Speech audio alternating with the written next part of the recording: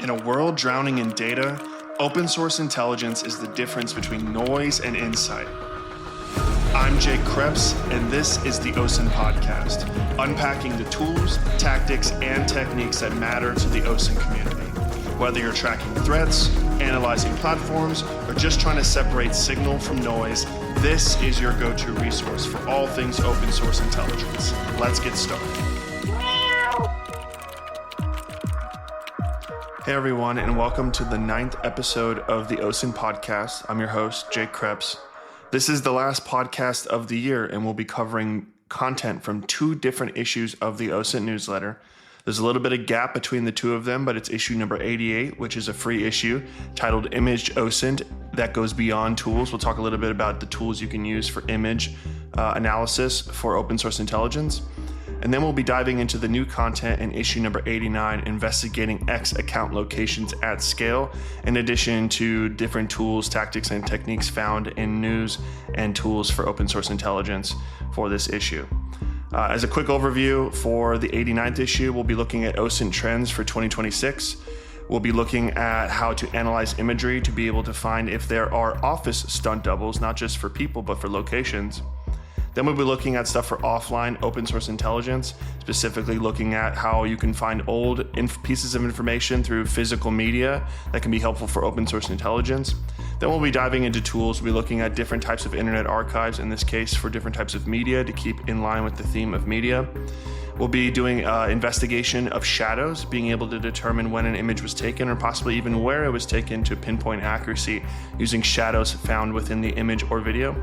And then we'll be looking at searching for groups, specifically a new search engine that allows you to search for Telegram, Facebook, Discord, and WhatsApp groups in a single pane of glass.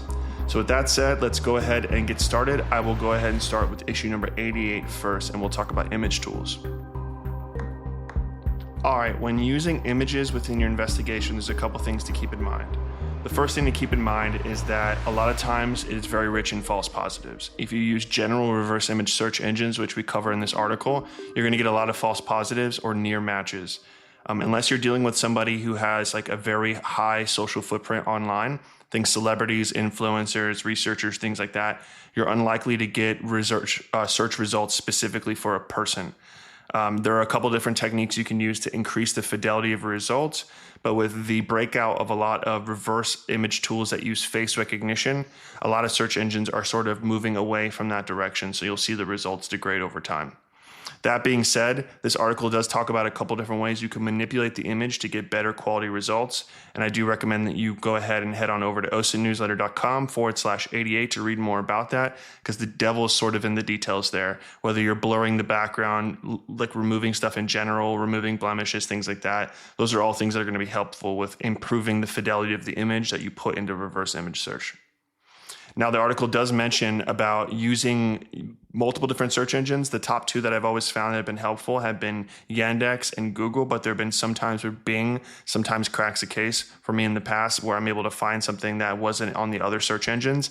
I think some of the reason for that is, one, the algorithms are different on how they do matching, how they do recommendations in search.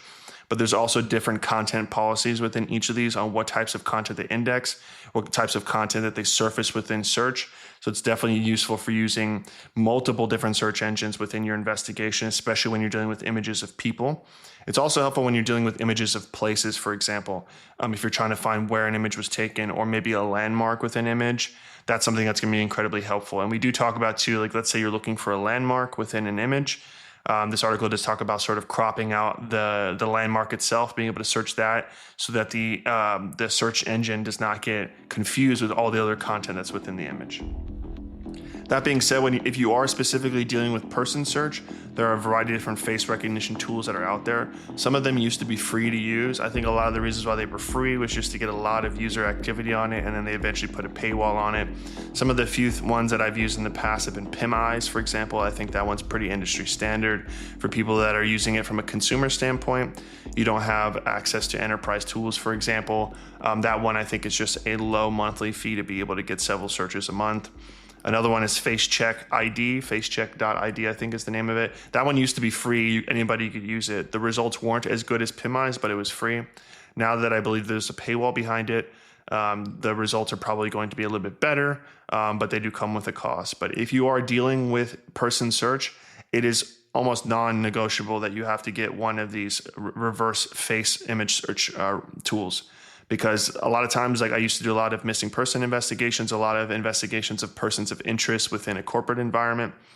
It cracks the case a lot of times. People put their photos everywhere. These crawlers go out and grab every single photo, and then using just general fingerprinting, they're able to figure out the matches across those different search results. And so you definitely want to give those a shot, especially if you're finding difficulty finding like social media content or any type of online presence for a specific individual. A lot of times you can get a free trial and just test out a few different results, but I do believe that the lowest tier for PIMIs is pretty inexpensive if that's something that you want to do as well. The next thing this article talks about, and something that's come out after some of these face recognition tools and definitely after some of these reverse search engines have degraded a bit, has been AI and being able to use AI to extract more from a photo than just faces. And so when it comes to things that aren't, I don't think AI is going to do a very good job at telling you who somebody is, like I said, unless it's a high profile celebrity. Like if you throw a picture of Jeff Bezos in there, it'll probably tell you it's Jeff Bezos. But if you put a picture of me in there, I don't think it's going to tell you that it's Jake Creps. But one thing it will be able to tell you, probably better than reverse image search can on a lot of these different search engines, is landmarks and different types of characteristics about the background of an image. Another great thing about using AI is that in addition to the search, you can also ask follow-up questions. So you give it an image, you tell it to give you clues about where the image was taken, for example. It gives you a general idea based on the content that it's seeing within the photo. And then from there, you can ask follow-up questions and say, hey, about the architecture of this building, give me more details about that I can go look up. One of the things that I recommend when using AI for reverse image search is use it sort of as a question generation machine, meaning you give it an image, it gives you general information, you ask it a bunch of questions, and it gives you a bunch of leads on where you can check further. Because AI does hallucinate and it does want to please you, it's going to continuously give you answers even if it doesn't have the right answer. So you definitely want to trust but verify there. And I've always used it as a way to figure out, where do I search next? Where do I look next? And that's a great place to start. That's essentially what this article talks about at a high level. It gives you a couple case studies. It gives you a couple step-by-step ways that you can use these tools. But in general, do a combination of reverse image searching within general search engines. Do face recognition search engines like PIMIs, Face Check ID, or maybe even better enterprise ones. And then also use AI, but don't trust AI to give you accurate results, especially for very nuanced and niche cases that you're working on. All right, let's move on over to issue number 89 of the OSINT Newsletter. And if you wanted to follow along, all of the OSINT Newsletter content is going to be tagged with the number of the issue on the end of the URL. So if you wanted to read OSINT Newsletter number 88, it's just osintnewsletter.com/88. Now I'm going to talk about issue number 89, which is investigating X account locations at scale. And that's going to be /89, so you can follow along there as well. I'll wait until the end where we start talking about the new account-based in feature that we find on X.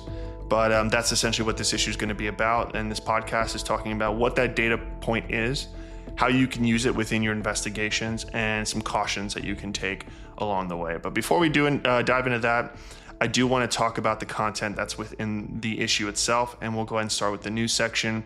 The first section is about OSINT trends for 2026. Kirby Plessis has been in the field for a very long time. I remember when I was first getting involved with OSINT content in general, I was doing OSINT as part of my career, but then I started getting into content creation and research and things like that. She was there the entire time. So definitely worth checking out her content, going back at the stuff that she's done over time.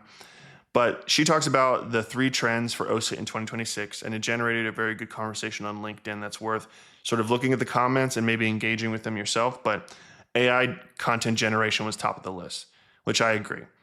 So many times that you go online, you find content and it's like, I'm not sure if this is AI or not. This looks really, really believable.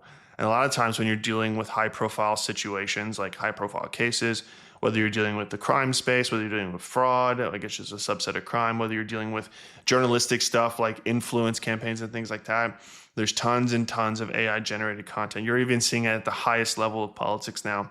that people are using AI generated content. And part of that is that you have to deal with as an investigator is validating whether or not it's legitimate or not.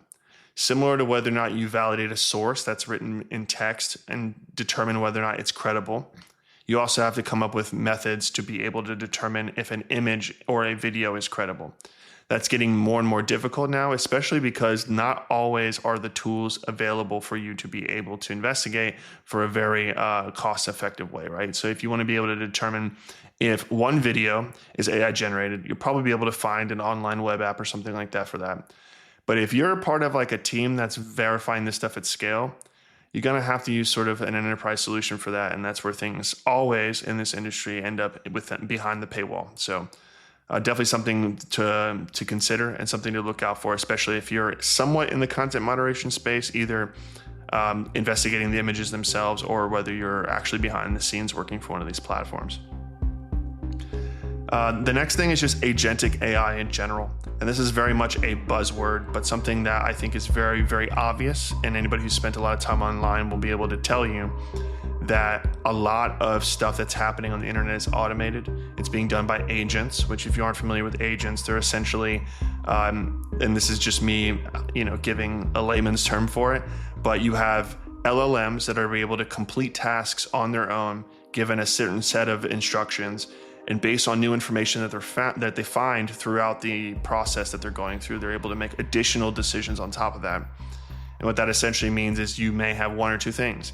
You may have incredible amounts of efficiency because these agents are going out and completing tasks that would normally take humans a long time to do. Or you have a giant mess and a huge pile of false positives because the agents have gone rogue, they have ignored their instructions, and they've produced a ton of content, a ton of data, or a ton of any other type of material that may not be trustworthy. This is something that's going to continue to be prevalent. This is where a lot of investment dollars are going right now, and it's something you have to be aware of and understand at a high level what are the tools that you can use to create agents. What do the agents do? What are the limitations of some of these agents? And that'll be able to help you within your OSINT investigations to be able to know what you're looking at. And the last thing, which I think is a culmination of both of these things, which is synthetic influence campaigns. This is something where I think that it might have been Benjamin Strick who had posted an investigation about this, where there was, and feel free to correct me if I'm wrong here, it's top of my head, but there was an investigation in Malaysia where they were doing a lot of fake content production to be able to do influence campaigns over political elections. This is something that's going to happen at scale, right? Some of these tools, like they used to probably cost thousands and thousands, if not millions of dollars to be able to produce at scale. Think all these troll farms that you find abroad and things like that. That's now like a $30 subscription to OpenAI, right? Or maybe like a Gemini or a Claude from Anthropic or something. The ability to be able to get your hands on this stuff and be able to cause chaos at scale has never been more cost effective for some of these threat actors. So all of that saying, it seems like AI is definitely going to be the trend for next year. One trend that I think that you should throw on top of this is also in the crypto space. I think that crypto fraud continuously is rising at scale. And the investigative techniques to be able to find the threat actors behind some of this fraud and things like that are very rudimentary, or they're really, really technical. And there's not a really robust toolkit of things that you can use as an investigator to be able to dig into that more. But maybe I'll do an issue on that in the future. All right, the next thing on this list is a article written in Telegraph from Antonia Langford.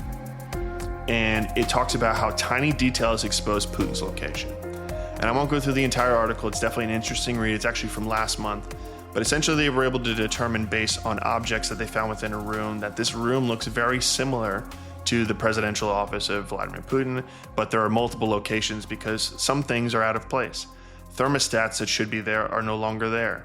TV stands that are prevalent in one location are completely different in the other. And this just kind of goes to show that a lot of times it's the simple things, and I'll talk about this in the next section, but sometimes it's the simple things that reveal the most amount of information. And if you keep an open mind and you zoom out a little bit, you'll be able to pick on some of these clues that you may not be able to dig into further because you're really focused in on something very technical like IP addresses, domain names, DNS records, all these different things where it's like, hey, the thermostat's gone. the thermostat should be on the wall, but it's not there, right? So definitely worth a read. Go ahead and give it a check out. It's on the second part of the OSINT news section within the issue number 89. So go ahead and scroll into the news section, find it. It's titled How Tiny Details Expose Putin's Location.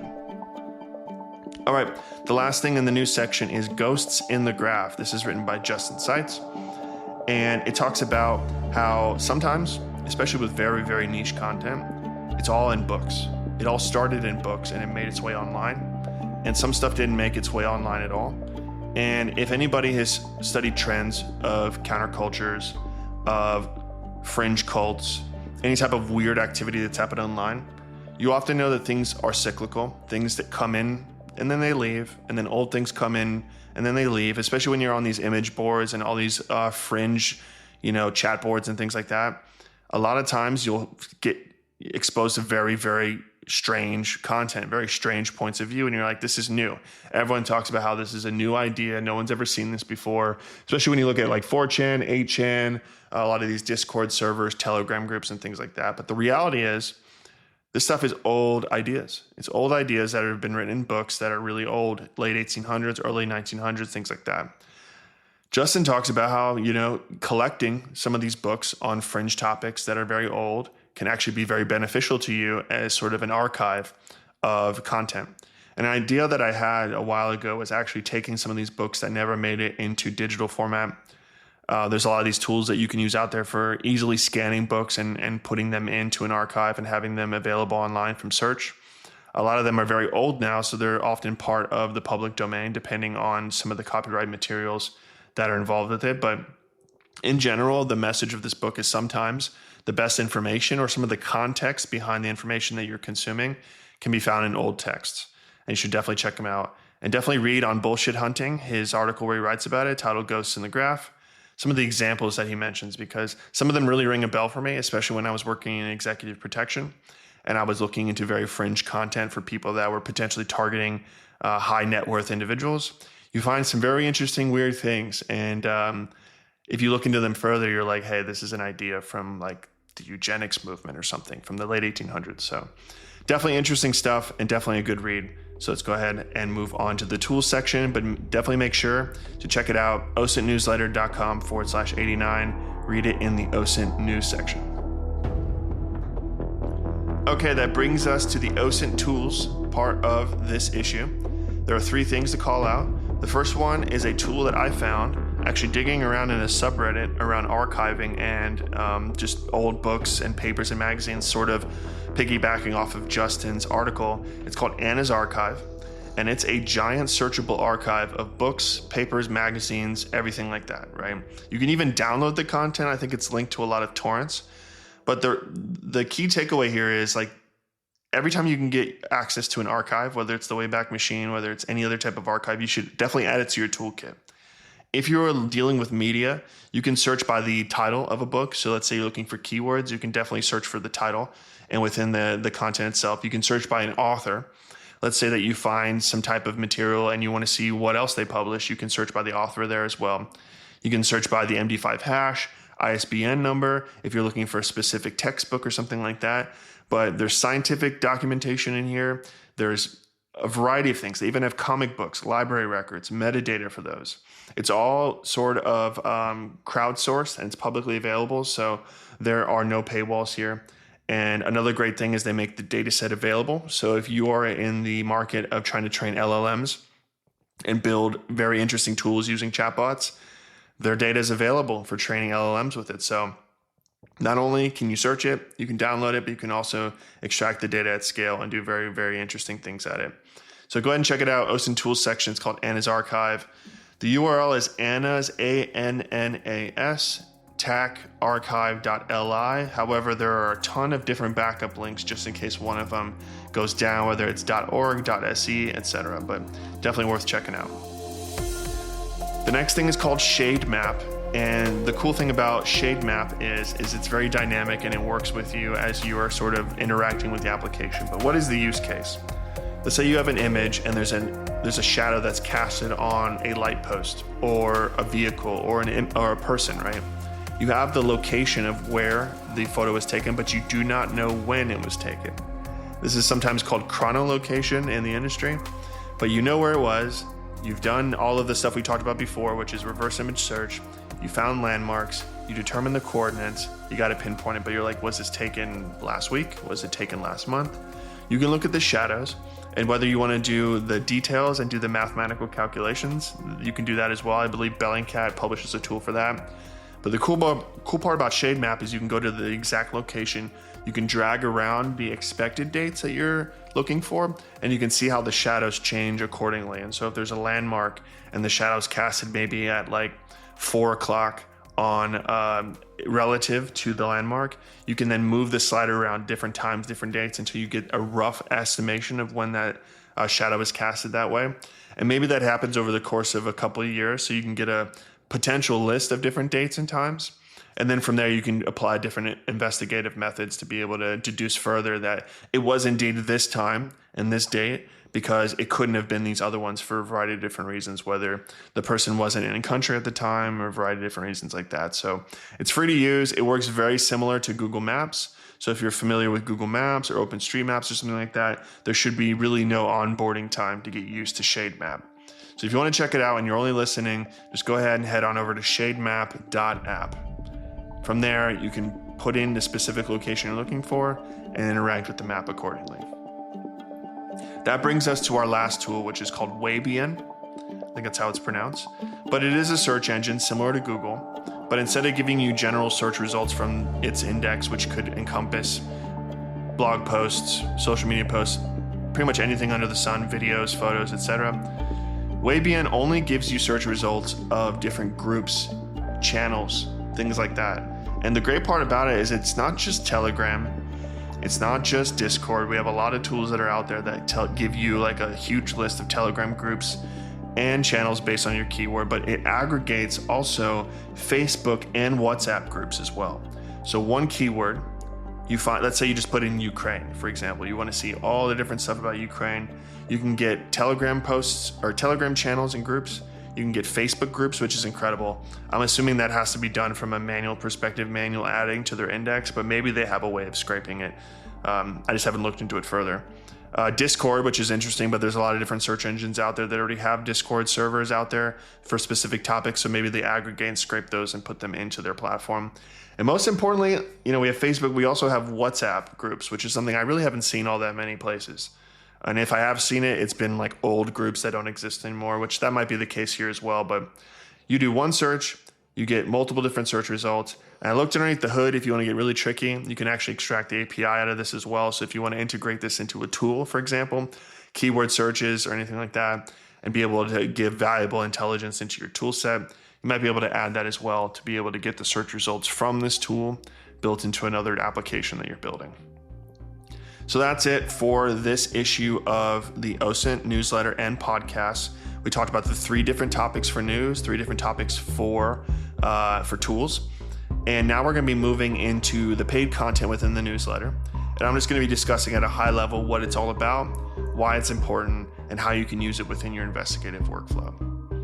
One of the things that just came out recently is the account based in data point within x.com. And so for people who aren't familiar with the general problem set here, is you have a ton of different pieces of content being published on X at any given moment. But you have no idea if you're potentially being susceptible to a foreign influence campaign, because you have no idea if this person, let's call him Rick, is from the same country as you, or if he's part of a Russian troll farm, right? And part of what they're doing as far as trying to be as transparent as possible is revealing the account location for this particular account. Now, multiple people have investigated this already and shown that it may not be super reliable. I talk a little bit about it in this post, but essentially what they're doing is they're looking probably at IP addresses. They're probably looking at the type of application you downloaded, whether it was from the App Store in the United States, whether it was from the App Store in Romania, you name it.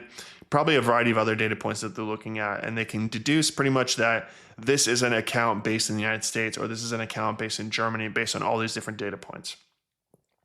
Now, one of the issues is that, of course, you can use a VPN. You can set things up so that you can spoof your location, right? You can have a phone that downloads off of the American market, uses an American VPN or IP address, And then it makes it seem like it's based in the United States, but it could be in like, I don't know, Kazakhstan or something like that.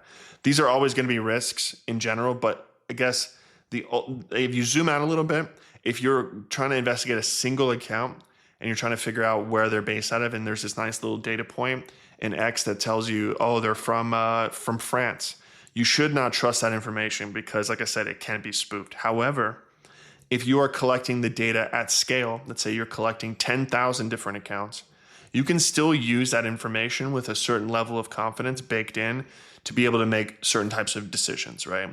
If you collect, which I talk about it in this post, if you collect 10,000 different retweets, replies, and I guess quotes from a specific account, let's say Elon Musk's account, and it turns out that 70% of the content is being produced by people based in Russia, or their account is based in Russia, even if it's actually only 50%, that's still significant, right?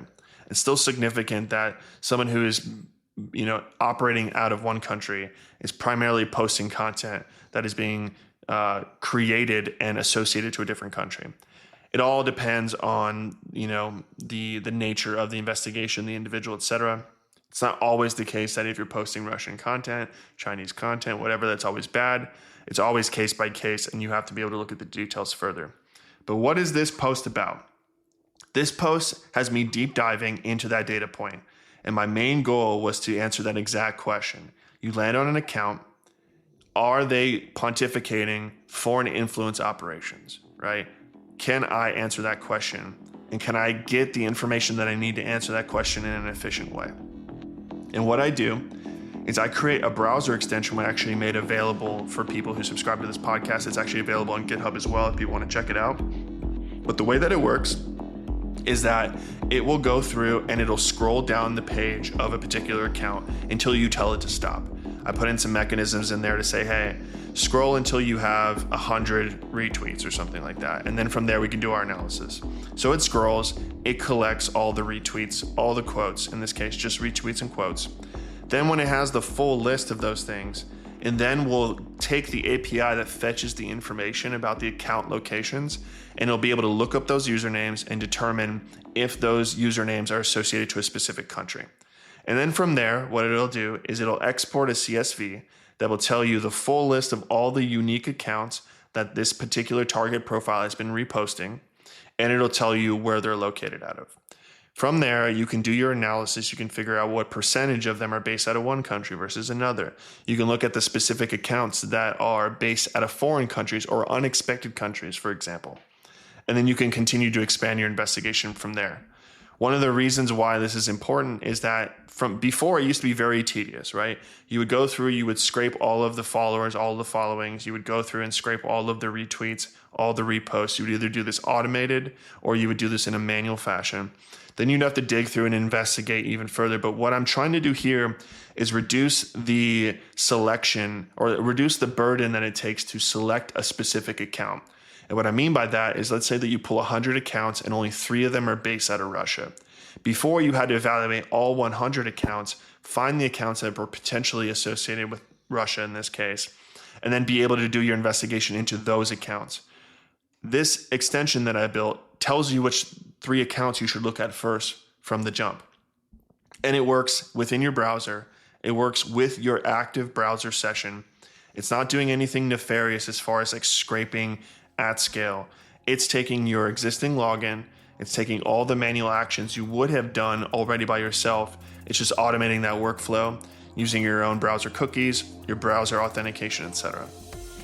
I talk about some of the disclaimers that X already gives you out of the bag. For example, it can be impacted based on recent travel or temporary relocation, things to look out for. It also talks about how if a particular account is using a VPN, it will tell you that the region may not be specific. And what I think is interesting there is that some accounts, it gives you the warning about a VPN. For example, Elon Musk's account, it gives you a warning about the VPN. However, when I look at my account, it doesn't give me such disclaimer. So it lets me know maybe not only can I know location, but I can also check out to see if people are using VPNs. And most importantly, I can see if that disclaimer changes. And maybe people will be on VPN at one point, off VPN at another point. It depends on how they're collecting the information, how dynamically they're updating it, but that's more information that I'll have to dig into further. But essentially at the end of this article, I show you how I created the extension, my thought process behind it, and give you access to the extension itself. I built this all within VS Code and Copilot. I did a little bit of adjustments myself based on just debugging and dealing with some of the data framework. But ultimately, I did this pretty much all automated with AI. I was able to build the browser extension, get it loaded into my browser, test it, and have it work. There are rate limit concerns to think about. You can't just scrape 100,000 posts and then just run 100,000 API queries and get the locations. You have to be a little bit respectful of rate limiting. However, if you're able to maybe load this into an LLM of your own and make the adjustments accordingly, or if you're an engineer and make the adjustments yourself, you can kind of adjust the time that it takes for all this information to collect. So let's say you run it, you get 1,000 posts, you have it check the locations, and then from there you can wait overnight. You can say, okay, I'll check it in the morning. I'll get all the data in the morning. I'll continue my investigation. There are options that you have at your disposal, and this gives you the framework that you need to do that. I post a video about it as well to be able to show you the details of how it works. And then, like I said, I give you a link on GitHub that allows you to download the extension yourself. I didn't put it on the Chrome web store, on Firefox, or anything like that. I only tested it on Google Chrome because that's my primary browser. But it is a R&D, proof of concept, for educational purposes only. Don't abuse this content. Don't use the tool at scale and spam it all over the place. Just have it make you think about what you can do with your investigations. Understand the data that powers social networks a little bit better, and then be able to use it a very sparingly way within your investigations to help you out, especially when it comes to foreign influence operations and other types of use cases where this data could become very relevant.